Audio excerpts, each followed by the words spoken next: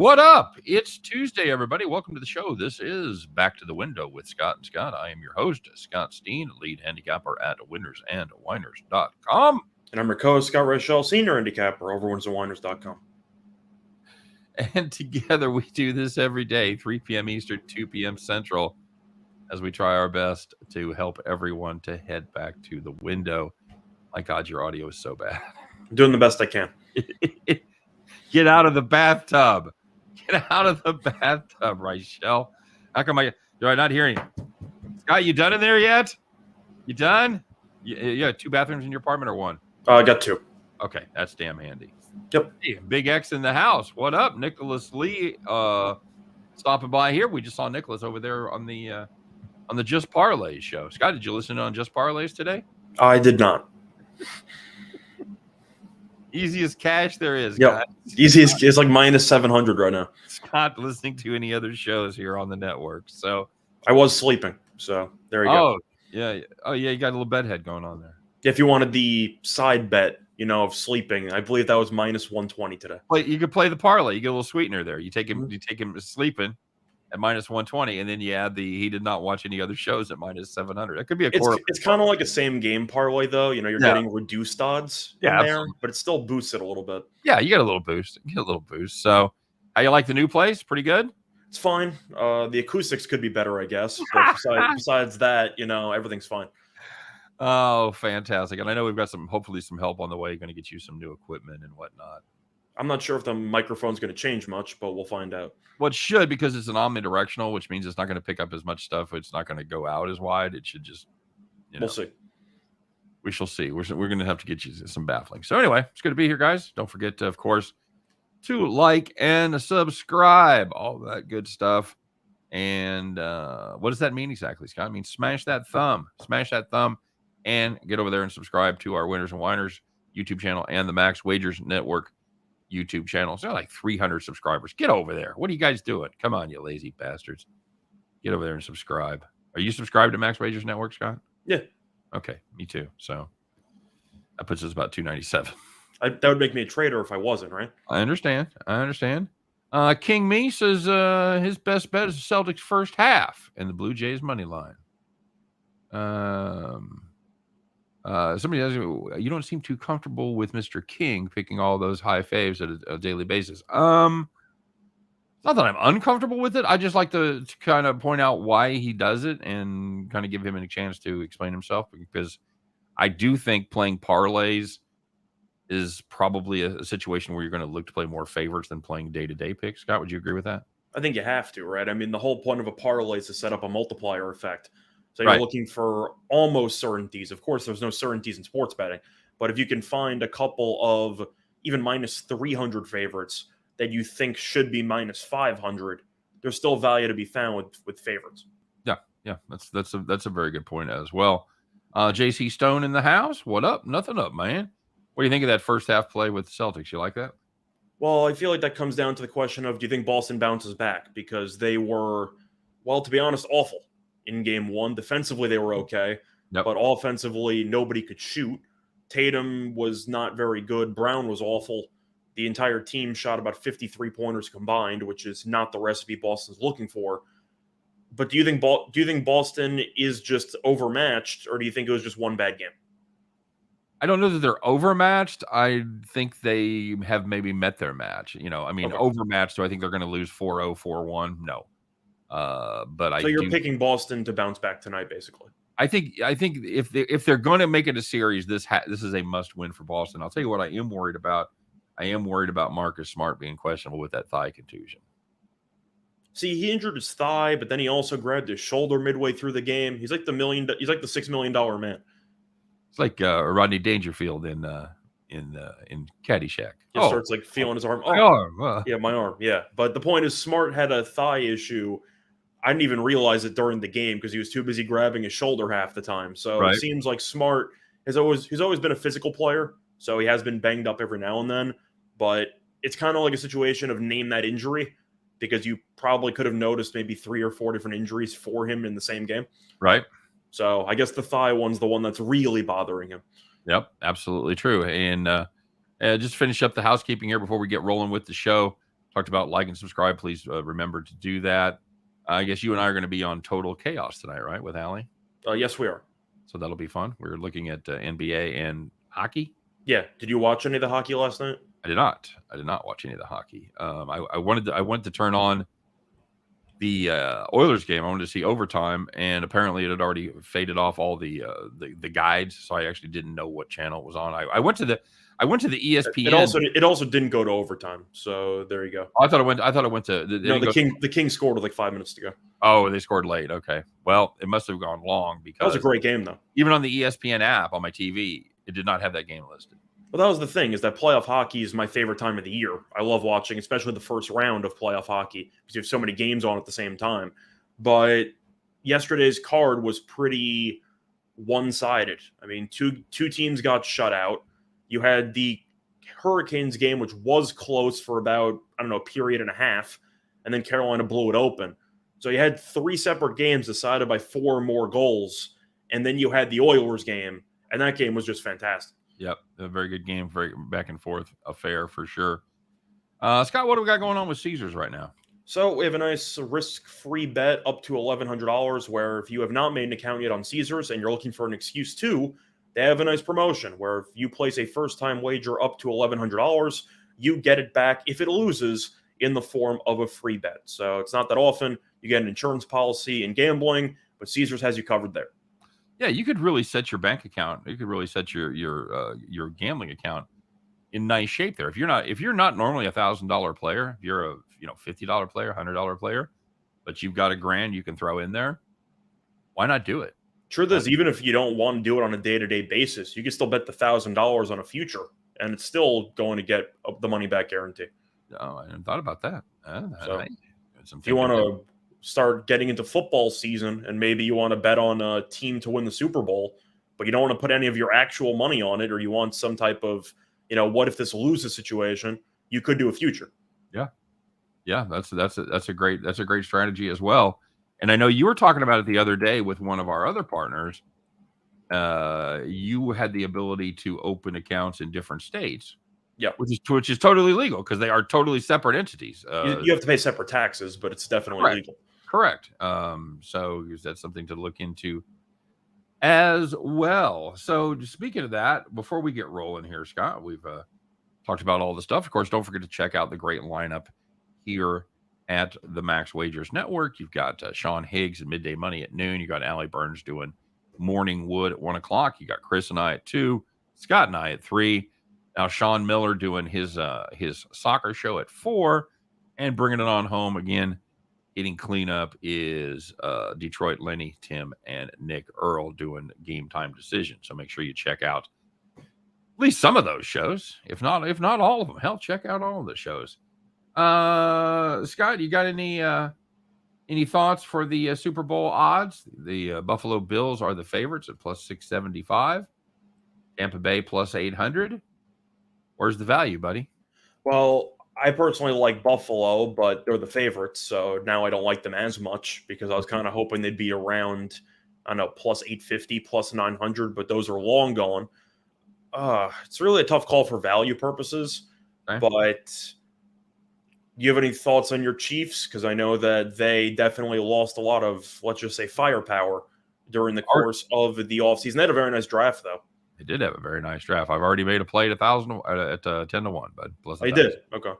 So I'm just looking around. What else? About the current champs at plus 1,100. I'm looking into it. They didn't officially re-sign Odell yet, right? Correct. So I would probably wait to see how they flush out the rest of the roster, because Whitworth, for example, retired. They had a couple of veterans there who might have signed one-year deals, so to speak. So I kind of want to see how they handle the rest of the roster construction. Right. The 49ers, I would be tempted by if they actually had a quarterback I liked. But when you're stuck between Trey Lance and Garoppolo, I'm not going to pick you at around 14-1. I see somebody asking about the Bengals odds. I was just going to say, do you think the Bengals are being disrespected having the same odds as the Broncos and the 49ers, the team that went to the Super Bowl last year? Well, you see the same odds. I see DraftKings, for example, has 18-1 on the Bengals and 16-1 on the Broncos. Okay, so you can shop around and find. I've got 18-1 on all three. Yeah. So that makes my point even more distinct. the fact that the Broncos have a shorter price than the Bengals, and the Broncos have done nothing for the last, whatever, how many years since Peyton Manning? 6 years? They had a big offseason, so it really comes down to how much of last season do you think was a fluke for Cincinnati? Because offensively, we know Burrow and Chase are here to stay. Assuming Burrow stays healthy, they addressed the offensive line, which they needed to. So they had a pretty solid offseason. I know they ended up re-signing Eli Apple for better or worse. Their secondary, they drafted. They had a pretty good overall offseason without necessarily fully rocking the boat. I know they lost to Uzama, but when you still have Chase, you still have your main weapons. Higgins, for example, you should be fine. What do you think? Because I feel like Cincinnati was a mix of being fortunate and on the cusp of something. So I'm not sure if they can fully duplicate it, but I think they should be a playoff team. I think they should be able to duplicate it offensively. I'm just curious to see if they have enough defense, if the defense is able to step up. Tim Earl proving why you shouldn't day drink. He likes the Jets at plus 150. Well, for starters, you can find them at plus 200 other places. So, or plus, 200 to 200 to 1. Yeah. So, any interest in the Jets at plus 150 to 1, Scott? No, but if you look at the win total, I believe it's at 5.5. It's going to be close, but I would lean over because I do think the overall roster is not terrible. You also have to remember that a couple of defensive players who got injured before the season even started, so they were shorthanded last year defensively before any game was even played. So now they're coming back. Becton, I don't know if he's going to be healthy or not. He kind of went AWOL a little bit, so we'll see if he's back. He's being over 400 pounds. No, that's what I'm saying. He had some injury issues, and apparently he's overweight. So they're keeping tabs on him. We'll see what happens. But I think the Jets will be around 6 or 7. So I'll lean over. But it's mostly just because I think 5.5 is too low. That overall roster is definitely capable of winning 7 games. The question is Wilson going to suck? Somebody wants to know, as far as the Broncos go, is Russell Wilson the answer? Unless the question is what quarterback comes to Denver and continues to disappoint Broncos fans, then no, he is not the answer. I think he's the answer in the sense that he might bring you to the playoffs. Okay. Once again, you got to keep in mind what the actual expectations are. Because on one hand, Peyton Manning brought you a Super Bowl, and you haven't done anything since. On the other hand, you haven't done anything since, so a playoff berth is actually a decent step in the right direction. But I don't know if you count that as a good step or not because of how much money you spent and how many assets you actually spent to get Wilson in the first place. Are they a Super Bowl or bust team? I think that if you talk to the people in Denver, they are. I think so, but then you also lose Von Miller, you lose a couple pieces, and we can at least acknowledge that even if Russell Wilson turns back the clock, and let's say Wilson has a very good year, kind of like 3-4 years ago from Seattle, I don't think they're good enough to win the Super Bowl, but they're probably good enough to maybe, on a good year, make it to the AFC title game. And I mean on a good year. Yeah. Maybe. So I'm not picking them to make the Super Bowl, but I do think they'll make the playoffs. Pretty tough division they're coming out of there, buddy. Very. I think the Raiders are going to be awful. You got any Nathan talking about the Twins fucking us on the run line as they win 2-1, put up 2 runs in Baltimore, and that's scandalous. You see, I had a fun day yesterday where I was torn between about 3 plays of the day. Yeah. And all 3 of them lost. So it really just didn't matter at all what the hell I picked. I was thinking about the Twins team total over, which was one of my initial options. 4.5. I ended up going with Seattle team total over instead. Yeah. Odorizzi got torched by them earlier this year. He's terrible historically, and Seattle didn't score a run. So Seattle's been my Achilles heel so far this season. I've taken 2 overs with their games, and they've scored no runs in 18 innings. Yep. So I'm not taking overs with them for probably the rest of the year. But yeah, it seemed like it was one of those days where a lot of the stuff I actually liked didn't work out. And, it happens. You brush it off and you move on to Tuesday. Somebody wants to know if we have any Kentucky Derby picks yet. I do not. Do you have anybody you're looking at in the Derby yet? I know that the odds came out, I believe it was, I want to say Sunday, I think, or did they come out yesterday? I thought Sunday, but I could be wrong. Once again, it's also just a good piece of advice for the Derby to try to bet on potentially fixed lines as opposed to non-fixed lines if you want to get in early. Because realistically, if you're going to get in early, you're going to bet either a long shot whose odds are going to crash, you're going to bet a favorite whose odds are going to crash. So some books might offer you fixed lines. It's pretty rare, but for the Derbies, it's more common. but I would not bet the normal way for horse betting, because then you'll get the closing line instead of whatever line you bet it on. And most people now who want to bet the Derby a couple of days in advance definitely have an angle thinking that the odds are going to crash. Would you agree with that? I would. Yeah, if you get involved with the parimutuel pool, then your odds are going to be subject to fluctuation, and you're almost certainly going to have a worse price at post time than you did when you made the bet. I was thinking about doing a show on Thursday, and don't forget to pick up our guide. We've got a really cool guide that'll be available on Thursday or Friday for the Kentucky Derby. It's absolutely free. Of course, the link is in the description of the show today, so make sure that you check that out if you're interested in the Kentucky Derby at all. You know, Scott, I talked about it on the show with Chris. I absolutely maxed out last year on the Kentucky Derby. Had the best horse racing day in the Kentucky Derby of my lifetime, as I hit the first 4 horses and had them all over the place, hit everything inside. I will never, ever equal that performance again. I am a casual horse player at best. So I think hitting those 4 horses represents the apex of my horse racing career. That'd be my guess. Question. In your experience, does the favorite typically win the Kentucky Derby? Because it always feels like occasionally you have a Cinderella, a random like 15-1 shot, 30-1 shot, whatever. Yes. Usually, I would say that the winner is somewhere 5-1 or shorter. Yes, it's not. It's kind of funny. It's, if I remember right, it's not the favorite. Like the favorite has a huge streak of not winning. It's always like the second or third favorite. Yeah, it's unless it's somebody totally off the board. But yeah, it's definitely. Yeah. I'm looking in the 5 to 10 to 1 range is probably where I'm going to look for my sweet spot. I was going to say, based on the odds so far, Zandon is the favorite at 3-1. You have Epicenter at around 7-2, give or take, and you have my dark horse, which is Messier, at 8-1, who I just think is pretty undervalued. I think Messier will make a push for the end.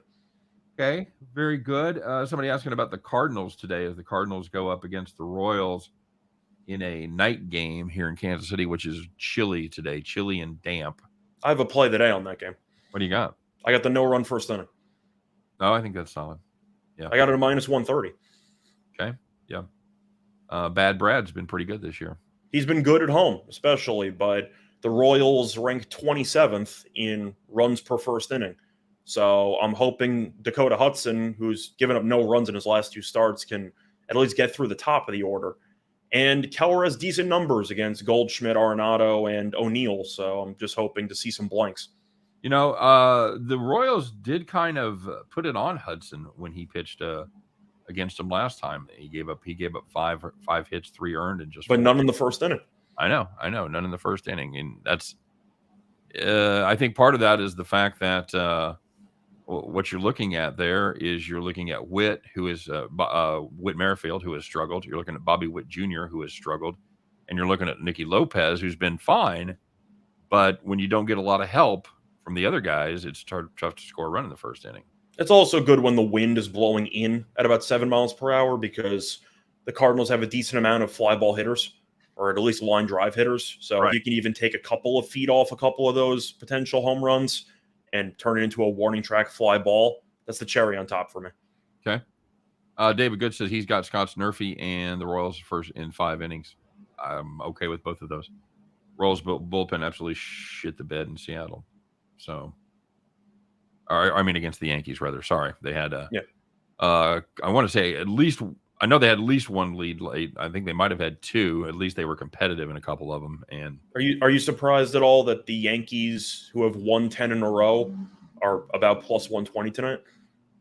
Well, if you look at who they've won those 10 in a row against, I'm not really that surprised. They beat Toronto yesterday. Okay. That counts.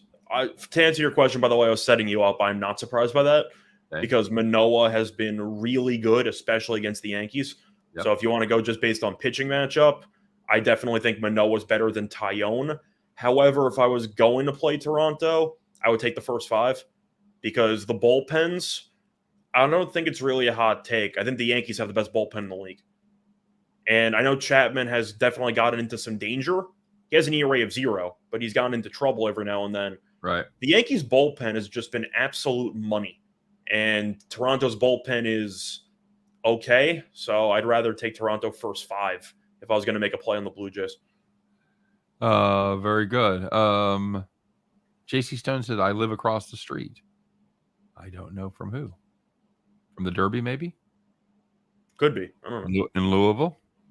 Are you going to watch the Derby? Oh, sure. Yeah, absolutely. You? I'm going to. My roommate's going to a concert with his girlfriend, so I got the place to myself, and I'll be setting up all the tries and supers. What concert? He's going some DJ something I'm not interested in. I'm out. Yeah, I'm out too. Okay. In Arizona? Wow, that's pretty cool. There you go. I look out at Turmeric? Tumamak? You got that one, Scott? No. Okay. Truth is, just for the hell of it, I thought that might be one of the names of the horses in the Derby. It is not. Okay. Hey, you want to find out what happened yesterday? Sure. Okay, let's do that. And don't forget to check out our Derby betting guide. Absolutely free. Just click the link and you're good to go. So let's find out what happened yesterday, man. Let's live in the past for a little bit. Speaking of Ian Anderson and Jethro Tull, let's live in the past. Let's find out who the winners were, who the whiners were, who took it in the shorts, who took it to the bank. It is the Tuesday edition of Call the Cops.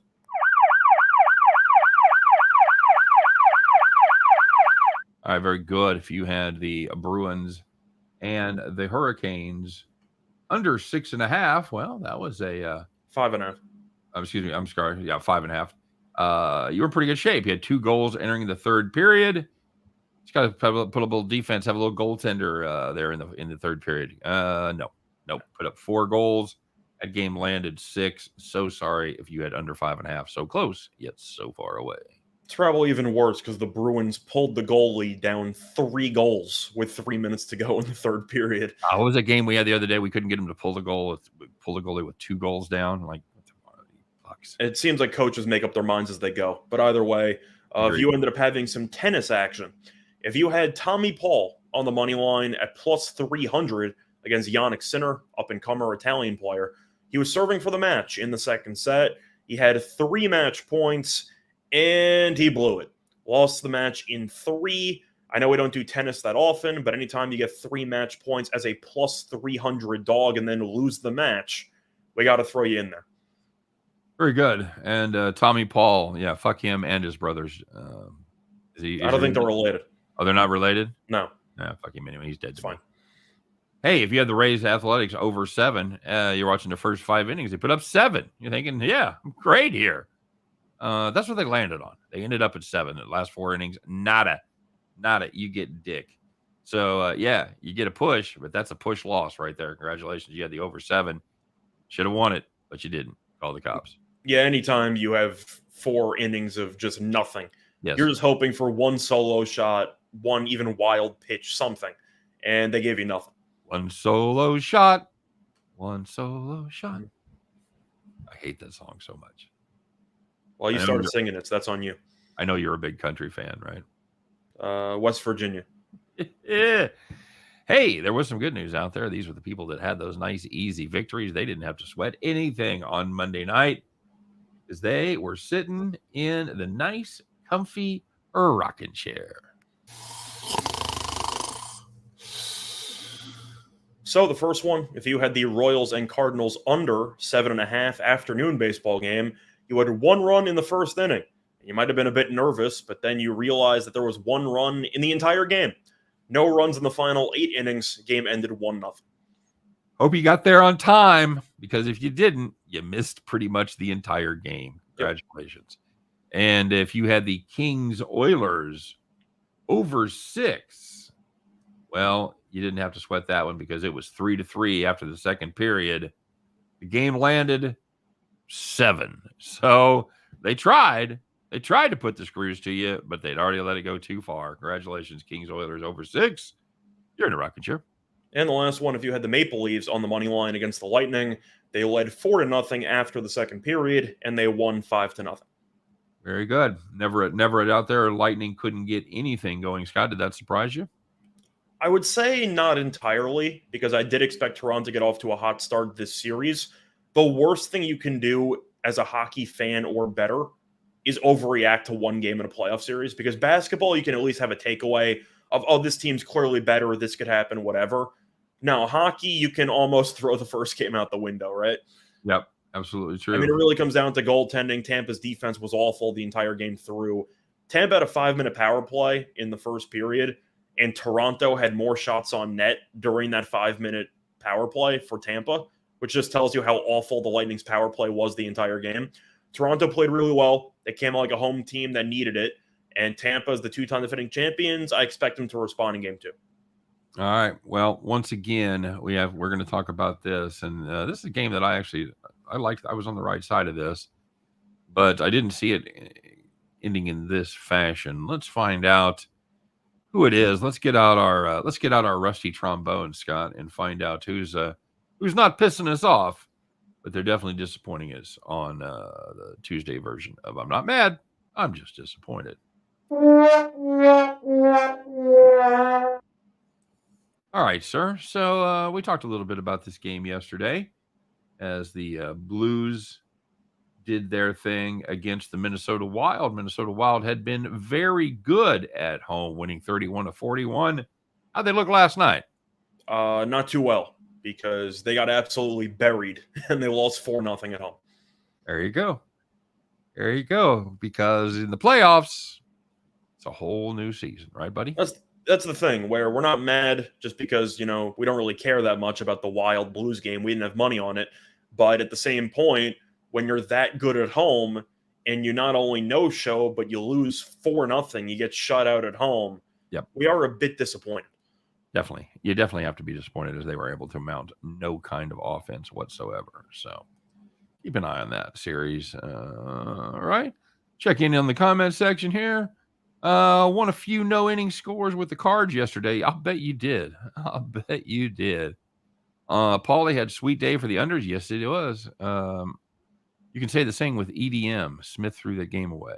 Well, Edmonton completely had I can't even say they had a great chance to win because the game was a nail-biter throughout, but I can't believe it's 2022, and I mentioned this when we went through the game yesterday. I like Edmonton to win the series if Smith was not their goalie and he single-handedly costed them game 1. I don't care how good he's in the regular season. He's a playoff choking goalie. I can't believe Edmonton ran it back with him. And my hot take is I do not expect him to finish the series as the goalie of Edmonton. Interesting. I expect him to switch halfway through. Okay. We'll see what happens. My apologies for reading that EDM too. I had like DJs and concerts. Yeah, you had the club techno stuff. I was thinking like, Steve Aoki or it was like, what is the other one? The only other Swedish one. House Mafia is back together again. Oh, great news. Darude is the only one I know. Big Sandstorm guy. Yeah, Big. that's like, if you were going to play one EDM song for me that I know, that's it. That's the only one I know is Sandstorm. It's a great one. Oh, goddamn, dude. That stuff just annoys me so much. So much. I'd rather have like hot knives in my brain. I hate EDM music so much. Are you an EDM guy? Not really. No, I mean, we've talked about it's okay on occasion, but to be honest, all the songs sound the same to me. Yeah. Thank you. And that's how old are you? 24? Yeah, I sound like I'm 50 when I say that. Yeah, that's not even an old man take right there. That just, sounds like something I would say. Oh, this EDM music sounds the same. Some of them are okay. I saw Aoki live actually when I was in Vegas a couple of years ago. Good performer. He showed up 2 hours late. So when he's supposed to show up at 1 and he shows up at 3 in the morning, you got to, deal with it. But it's fine. I have a couple friends of mine who go to raves and they do all the EDM stuff. It just never really connected with me. Well, and the other thing is that, they're all doing MDMA. And that to me isn't a social drug. That's a just chill and like have fun, listen to some Pink Floyd. I heard it heightens the experience, but to be honest, if you need the drug to heighten the experience, and the experience probably isn't good enough on its own. Yeah. Is that too out of a take? No, it's kind of an old man take, but I mean, you can certainly can't make the argument that listening to Pink Floyd on acid with headphones on is not better than listening to Pink Floyd just in general. So that depends how much you like regular Pink Floyd. It doesn't really, no. Okay. A couple of people asking us about some games. David want to know about was somebody asking about Houston? I see that in the comment section somewhere. Yeah, David want to know. Actually, asked you about Houston tonight. Don't give a shit about what my opinion is. So Javier against Flexen. I know we talked about it on the last show with Chris. Houston laying 150 here, buddy. You want to jump in front of Chris Flexen, even though he hasn't been fantastic this season. He's kind of been pitching in some bad luck. Decent ERA, decent WHIP, not a decent record. Yeah. You got any confidence in this Houston team that has struggled to score at times? I was going to say that Seattle would be tempting at the price it's currently at, but the main takeaway that I have from the 2 losses I had with Seattle, this team's awful on the road. It's both times I tried it, I figured the pitcher was bad enough it wouldn't matter. Right. Oh no, Seattle's just terrible on the road. So if I'm playing it, it's going to be Houston or pass. Okay. Somebody. What else did they ask about? Where am I not seeing? Oh, Phillies today. They were almost my play today with the team total there. I'm trying to stay away a bit from team total overs because of just how low scoring the games have been. Mm-hmm. But John Gray out of Coors Field, not very good. And surprisingly, when he went to Texas, he has not been very good. Can you believe that? Now, I need to check MLB because I've got Otto as the starter for. Oh, they switched it? Well, I don't know. I thought it was Gray. Well, let me see. And I'm not saying it isn't. I'm just saying I could have a bump. ESPN has Gray, so I'm going to assume it's John Gray on the mound. Let's see what MLB has. Yeah, MLB has Gray as well. So let's go. Yeah, let's go with Gray. Yeah, I'm with you. So I just don't know that I want to put my minus 150 eggs in Ranger Suarez's basket. That's fair. That's why I mentioned the team total. If you want to just fade Gray, the Phillies have been underwhelming this year. What else is new? But they're decent at home. 8-3, 8-5. I mean, you still have a lot of good batters. Schwarber's been good so far. Harper's been good, and they're also lefties, so they should match up quite well against Gray. Mm-hmm. I don't mind the team total over there for Philly. Yeah, I'm okay with that. The surprising part about this game for me is how good the Texas Rangers bullpen has been. It was awful to start the year, and then it turned the corner. Yeah, they are 3.92 overall, 3.23 on the road. So they're not, the dumpster fire they have been the last couple of years.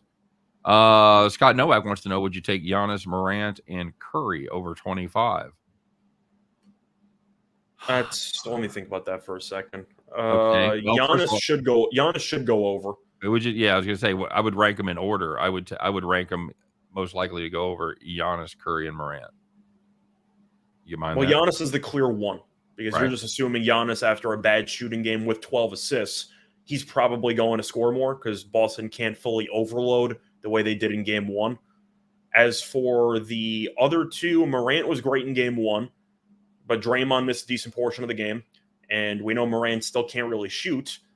And Curry only shoots. We don't know that because he shot his ass off in the last game. Did he shoot his ass off, or did he get a bunch of layups? No, he was 4 for 11 from downtown, put up 32 points. Okay, so he made the same number of 3-pointers in that game that he'd made in the previous 5 combined. I know he had a decent game from 3. So long term, I don't exactly trust him from 3. You're telling me Morant took 11 3-pointers in Game 1? I am telling you that, yes. That's just stupid. They made 4 of them again. I'm sure, good for him. 11 3-pointers from Morant. What are you, out of your mind? That's a lot. I think I would probably go. My hot take would be Morant 2 if I was ranking those, because Desmond Bane's back is bothering him, and it seems like Bane is either questionable, going to play but not well, or he's just not going to play entirely. I'm assuming he'll play, but with the back issues and the fact that Bane is easily their second best offensive scorer, I'm assuming that Morant might take more responsibility into his hands to score. The issue that Golden State runs into with player props is that either Curry gets hot, or Poole gets hot, or Thompson gets hot, or even Wiggins has a decent game. They just have a lot of guys. Yeah. And if Bane's going to give Memphis nothing, Morant should probably take 20-plus shots. Yeah, that's true. Probably take 15 from downtown. I know you'll love that. Not to mention all the free throws. JC Stone says EDM is not music. I agree. It's noise. I think it's music. I just don't think it's very good. Magellan says EDM pairs well with Molly. Well, that's what we're talking about. I know that's what the kids like to do. I don't see it. I don't want to leave my house. I certainly don't drive a fucking car on Molly. That's not going to happen. So, more power to you youngsters out there raving with your glow sticks and your pacifiers. God bless you. Magellan, I will be doing a UFC card. I know that I've been slacking a little bit for the last couple of weeks. Truth is, the cards really just have not been very good. And this card is huge. Couple title fights. Looking forward to it. I will definitely have a video coming out for UFC. Jojo Rabbit with a pro tip for Pink Floyd. If you don't like Pink Floyd, try it on drugs while watching The Wizard of Oz. You'll like it then. Does the volume need to be off on The Wizard of Oz then? Like, can you use closed captioning? Do you know the story on that? No. If you start Dark Side of the Moon in exactly the same time you start, oh, it's the same length. It matches up. Yeah, like the scenes and the changes and stuff. Nice. It's kind of freaky. I didn't know that. And if you're on drugs, you'll be a lot more impressed as well. Will Jaren Jackson have another good game? He had a monster. I think he'll have a good game. I don't think he's going for 30. I mean, he went from being a foul trouble big man for an entire series to I'm going to go 6 of 9 from 3. I don't think that's going to happen. I think Jackson should play well. Of course, Draymond being out also helped because they were using the likes of like Otto Porter for Porsche. Like they were kind of making it up as they went along, which makes Golden State's win that much more impressive. Right. They really were making stuff up in the front court the entire game. But Jackson, I think, will be decent. I think he'll probably go for 15, maybe 20. 30 is too much, though. That's not happening again. David said he likes to listen to Dark Side of the Moon high on Diet Coke. Nice. Is that Diet Coke the soda or Diet Coke the cocaine? I would assume a Diet Coke the soda. You know, okay. A good set of headphones, good set of cans, as they say in the business, it makes up for a lot of drugs. You can be totally sober and listen to stuff on headphones, and it's outstanding. You ever listen to the noise cancellation headphones? Well, you don't even need that as long as it's quiet around you. But I'm just saying the noise cancellation ones are also even more powerful. Yeah, they're outstanding. It's I highly recommend if you haven't done it. I highly recommend listening to Dark Side of the Moon on headphones because it's they do some tricks and some stuff with the audio that really, really pops with headphones. So, what else? Did we miss any games? Anybody asking about here? Well, we didn't fully cover what we thought about the Milwaukee game. I just asked you if you thought that Boston would bounce back or not. I'm not laying 5. That I can't do. I think Boston, if they're going to win the game, I think it'll be close. But even without Middleton, Milwaukee's defense, I know that Chicago's offense is awful, so I'm aware of that. Right. But Milwaukee's defense just appeared to completely, can't even say turn a corner. They've just gone nuclear. And that lineup with Giannis, Portis, and Lopez, and Drew Holiday, of course, has really just given opposing offenses nightmares. Best offense. I like the team total under for Boston. It's around 110.5. Yep. I don't think they're getting to 110. I don't think they get there. I mean, 111, 110, you still cash, but just in general, I think they're probably going to finish with 105. It's a Boston team that just averages 111 points per game, and that's playing a whole bunch of games against a team not nearly as good as Milwaukee is playing defense right now. Hey, Andrew, good news. Somebody's putting some college baseball plays in the comment section. Oh, it's you. Andrew does like a Dallas Baptist over Oklahoma. Plus Oregon State. No, he likes Dallas Baptist over Oklahoma money line. Oh, sorry. Yeah. Sorry. And then the Oregon State, Oregon under. Truth is, once again, I said to myself, I got to get more into college baseball and proceeded to do nothing about it. So I'm still behind the 8 ball on that. But all I know is for college baseball, a lot of totals are pretty high because you assume the pitchers can't pitch. There's a lot of pretty good pitchers in there. You see that Tennessee guy, Joyce? Yes. Hit 105 the other day. Yep. David Good wants to know if it's harder to pick spreads as teams get deeper into the playoffs. Yeah. I would agree with that. I think it is. It's one of the few times where it's twofold. Okay. Go ahead. It's twofold. One is because of math. You have less games to choose from. So you have less options on what you want to pick. The other one is the fact that as you get deeper, the teams that are left, you assume, are the cream of the crop. Right. So you have more expectation for teams to bounce back after a bad performance or to make adjustments that they need to. Whereas the first round, if you have, for example, the Nets against the Celtics, you can make all the adjustments you want. You know Boston's the better team. Or like Atlanta against Miami. You can make any adjustments you want. Miami's going to kick your ass about 80% of the time. Yep, absolutely true.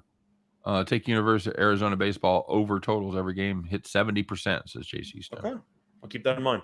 I will, because he's down there in Arizona. So Ninja says Celtics -7 and team total over. We're kind of flipping a little bit, but it would not surprise me if Boston bounces back.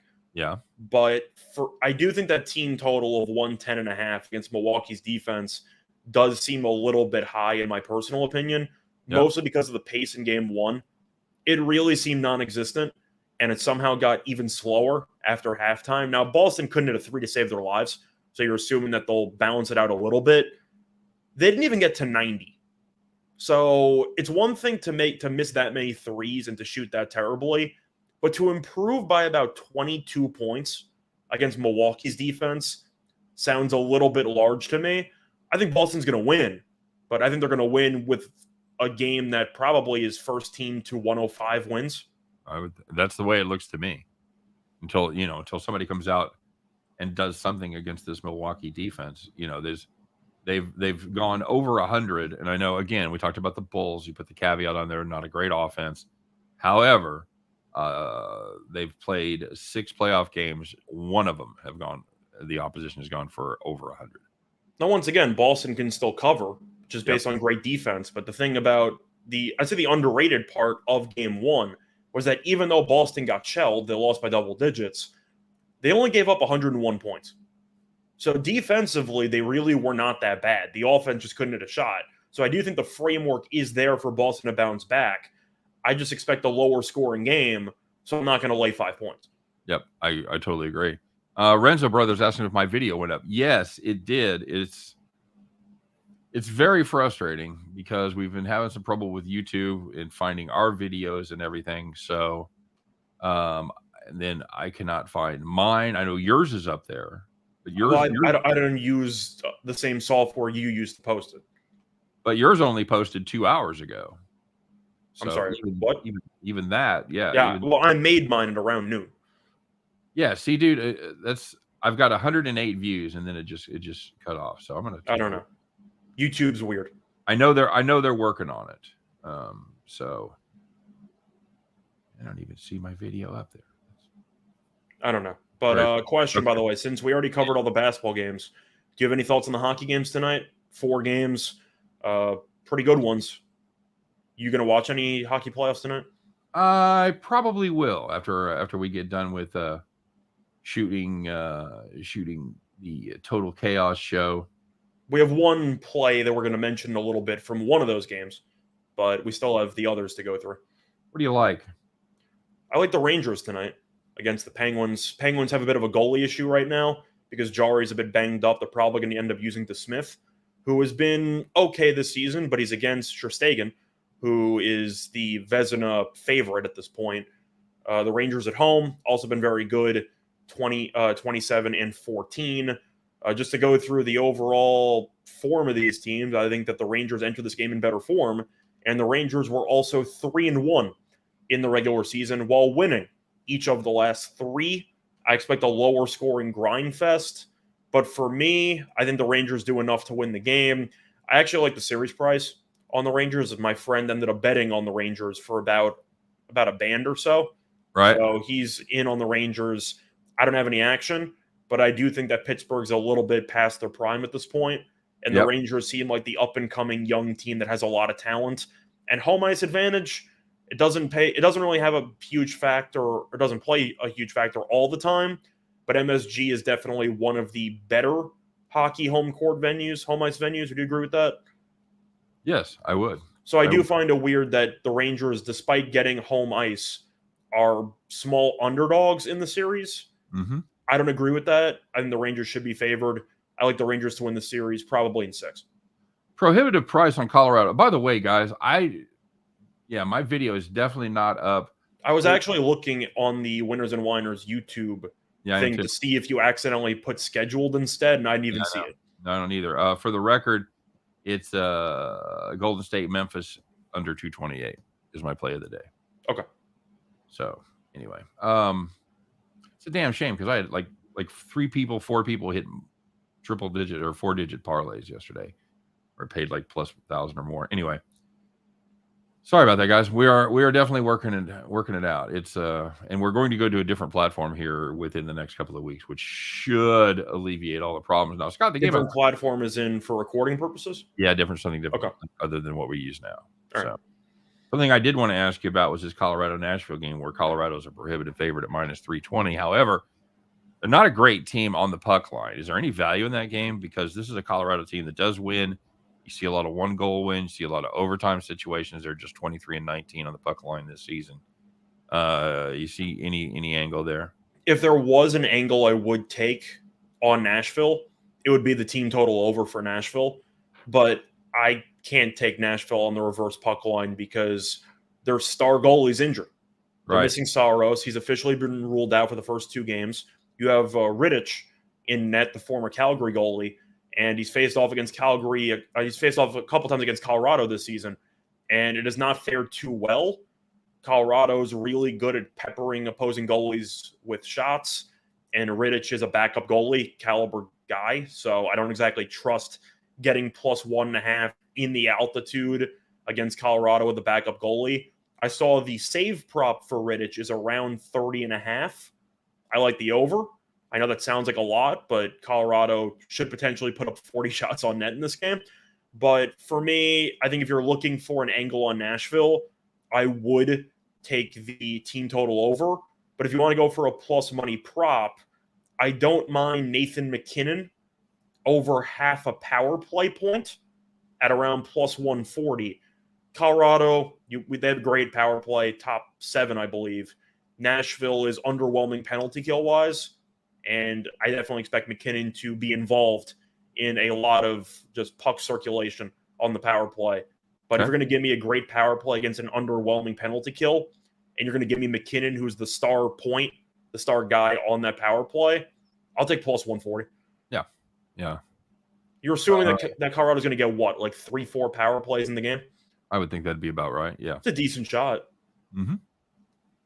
J-Rock, what up, buddy? Haven't seen J-Rock in a while. Bucks +5. Celtics have no one to put on Giannis, and look like Holiday's going to have his way with Smart. Well, that's the main concern that Boston runs into. The fact that I think Holiday's a better version of Marcus Smart, for the record. And the second part is that Smart, offensively, we know is a decent facilitator, but he won Defensive Player of the Year. So if you are trying to find a guy who can switch on to, let's just say, Bobby Portis on pick and rolls, and nobody can stop Giannis, but you know what I mean? You have a guard who can draw charges. He can hold his ground somewhat against bigger guys. If Smart's around 50%, 60%, you're assuming Boston's defense as a whole should struggle dramatically, right? I would certainly think so. So I think that's also an underlying potential theme to keep in mind early on in that game. Okay, very good. All right, my friend. Well, we kind of took a I don't know. You call it a bad beat yesterday as far as the farm goes. Why was it a bad beat? Well, I mean, it just didn't perform. They were down 5-0. I understand. Just the pitching, I think, really kind of let us down in that one, right? Yeah, bad beat's not the word because they were down 2-0 after the first inning. I just think that Lopez completely used up all of his good performances to lure us in to back him yesterday. I think that's what happened. We got okey-doked. He had us right where he wanted us, right? That's exactly what I said what the game was going to be. I said Miami will probably score 4 runs, and we're assuming that Arizona will score 2. Miami scored 4, just unfortunately Arizona scored 5. Yep, they were down 5-0 before they could even turn around, basically. So, all right, so that sport, that's dead to us. Basketball, dead to us. No. We are going to take a little bit of a different spin here. Surprisingly, it's back to your day. So we've been disrespecting hockey bettors for too long. That's right. It's time to turn that around. So let's get ready to do it, shall we, Scott? It is time once again. It's Tuesday. You find it? Did you look over there and see it? There's actually on the desk. There's a hanger, so I can just leave the hat here the entire time. It's great. That is handy. All right, guys, it's time to put on those overalls. Adjust your straw hat, climb aboard your John Deere, get your lucky keychain out, put them in the ignition, and fire that bad boy up because, kids, once again, it's time to bet the farm.